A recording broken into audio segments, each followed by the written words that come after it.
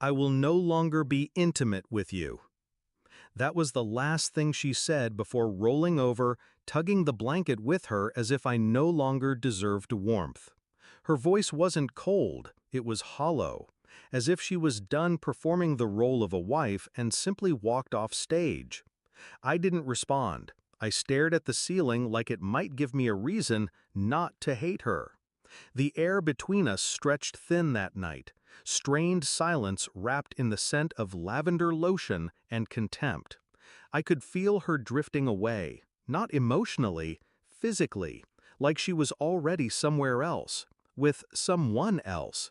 She stopped kissing me months ago, stopped looking at me even longer than that, but it wasn't until she weaponized absence, intimacy, affection, partnership that I realized this wasn't about exhaustion, it was punishment, and I didn't know what I had done wrong, yet.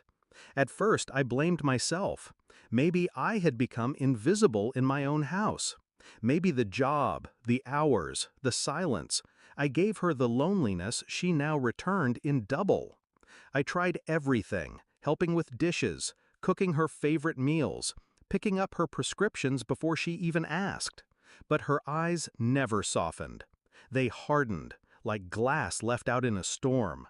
She avoided me with surgical precision. Until one day, I saw her smile. Not at me, at her phone. A text she quickly tucked away like a guilty child hiding a broken toy. That was when I knew. There wasn't a wall between us, there was a door, and she was already on the other side of it, with someone else.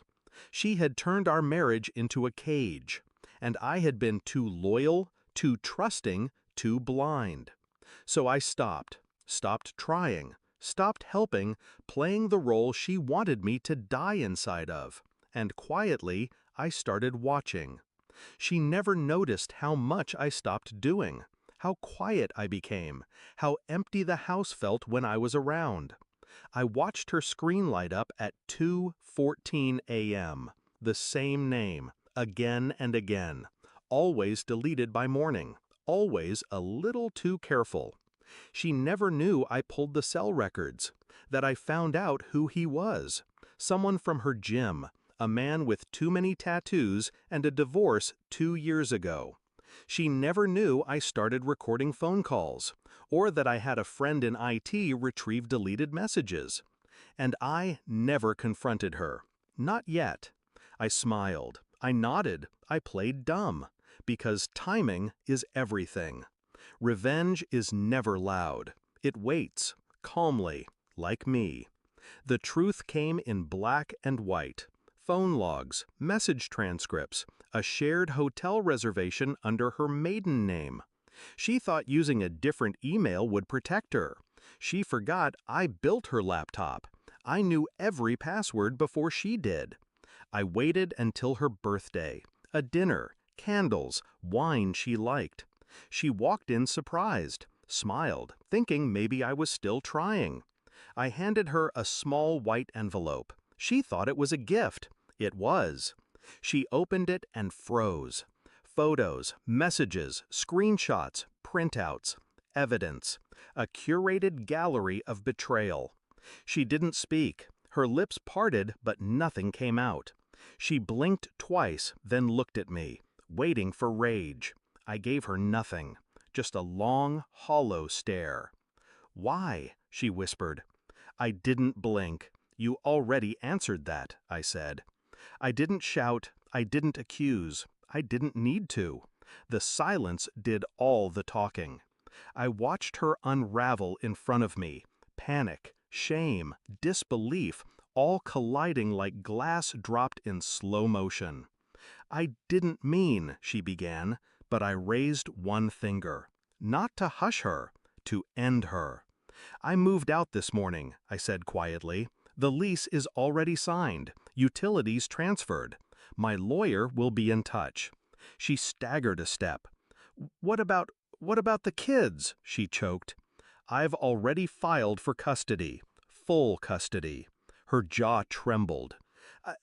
I need help. I can't." "I know," I said. "You made that clear. when you said you'd never be intimate with me again. I realized I don't owe you anything. A pause. I used to love you, deeply, but love doesn't survive in a grave. She broke down. I walked out. She texted, she called, she begged, all unanswered. My new apartment is quiet, sparse, clean, but it breathes. It doesn't suffocate like the house we shared. Sometimes I wonder if she thought I'd fall apart, if she thought withholding affection would control me. She misunderstood the kind of man I am. I don't break. I observe.